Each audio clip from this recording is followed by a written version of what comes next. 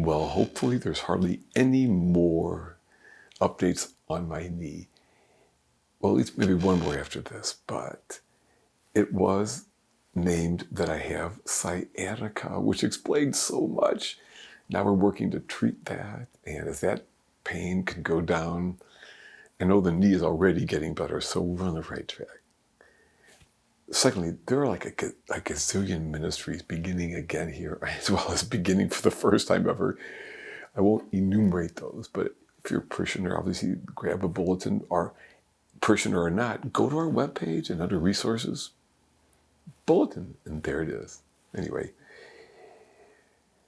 our gospel question this week: what's something that you would say is really important to you? Or maybe what are a couple of things that you would say are really important to you?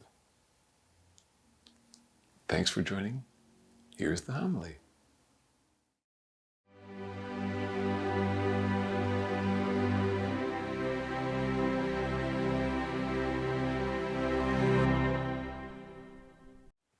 There are some things in life that are truly important. I mean, there are, for each of us, right, things that we really value, things that are important to us, like family.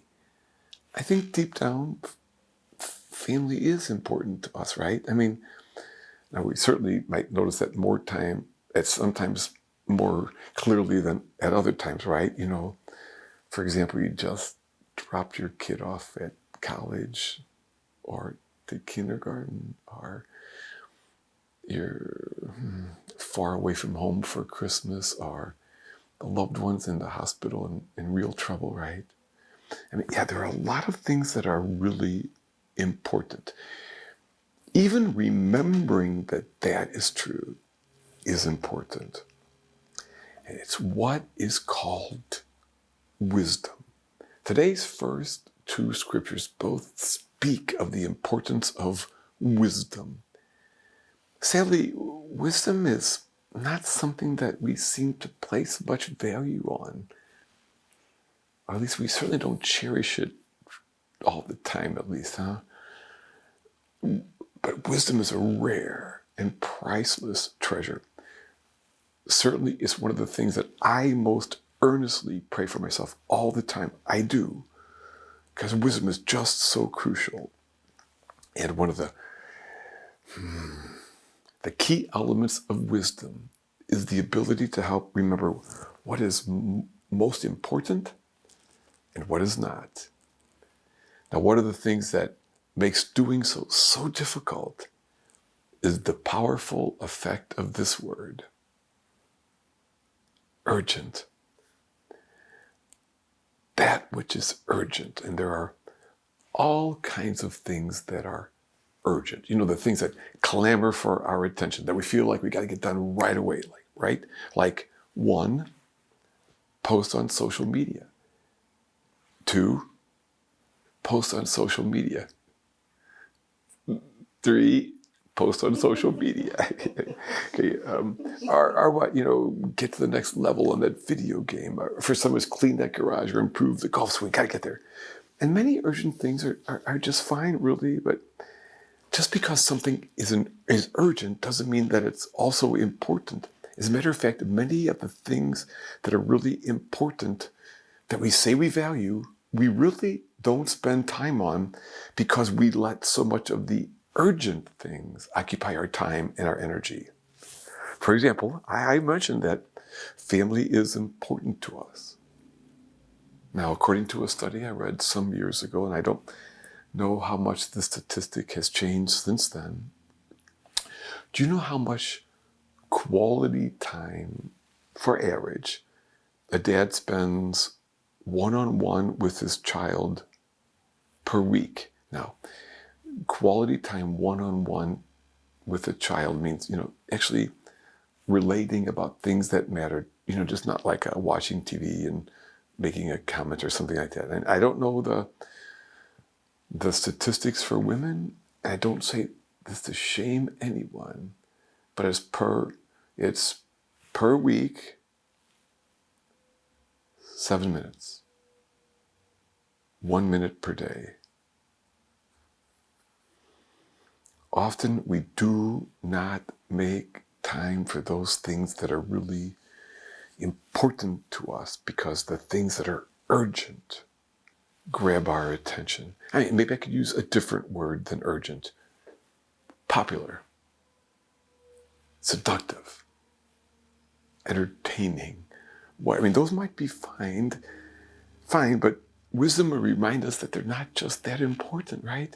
Now, and of course, there are some things that are both important and urgent, right? A loved one is in a medical emergency. Man, that's urgent and important. But again, too often, the urgent keeps us from what's important, and wisdom helps us remember what truly matters. And wisdom is available to us, but not easily learned.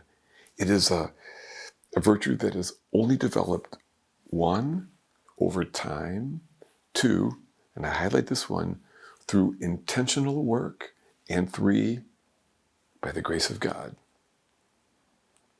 And so, I'd like to spend a little bit of time just talking about 3 things that are important. And the third one, I'm going to invite you to think about for yourself a bit.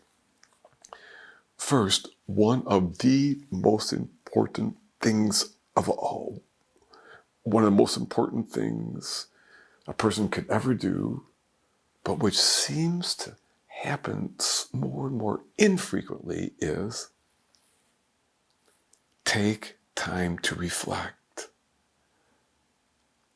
Take time to think.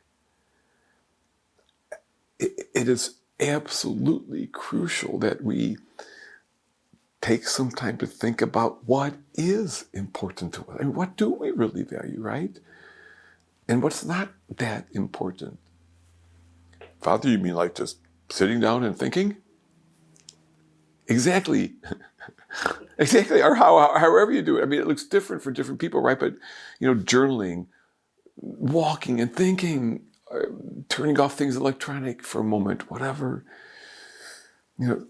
How often do we talk about how fast-paced life is? And we have many more choices than people used to have. Information comes at us in this incredible explosion, right? There's not been a corresponding growth in wisdom. We need to take some time to sit, think, reflect. Of all the things that face me today, what really is important and what isn't? Thinking that through is one of the most important things we could ever do. Secondly, do what nurtures the best in us. I actually think you're kind of doing one of those things now.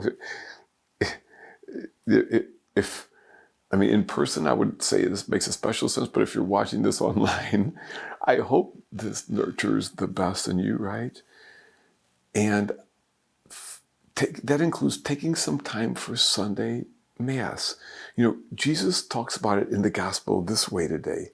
We've got to feed on Him and feed on His values. Yeah? Feed on Him and His values. The temptation, of course, is to fill our days with junk food. A little bit of that is okay. A little bit of TV, web surfing, shopping, house remodeling, hobbies, whatever. But it's got to also mean, I think, some habit of intentional prayer, including weekly Mass, if at all possible, right? And thirdly, be kind. My friends, it makes such a difference that we would be kind. And we can always be kind. And it is one of the things that will save our world. It is that important. How do we know what's really important to us and whether or not we're living it? I'd like to offer this one practical help. After we die, People often write an obituary about us, and these can include a number of things like our age, our nearest relatives, where the services will be and when, and sometimes it adds a line like, he or she was noted for blank, right? It names maybe several accomplishments or things noteworthy. And sometimes there are a few sentences like this. He or she would like to be remembered as this kind of person. What if you got to write your answer to that? What kind of person would you like to be remembered as? And what is truly important to you? Maybe take a moment here, huh? All I know is that thinking about how we would like to be remembered after we die confronts us with the question, is that how I'm living now? Otherwise, I'm probably not going to be remembered that way. Again, wisdom would help us differentiate between that which is merely urgent and that which is truly important. And again, it doesn't have to be this particular activity, but if you and I can't make 5 minutes often enough to do some things like that, I worry that we will have let what is urgent rob us of what is truly important.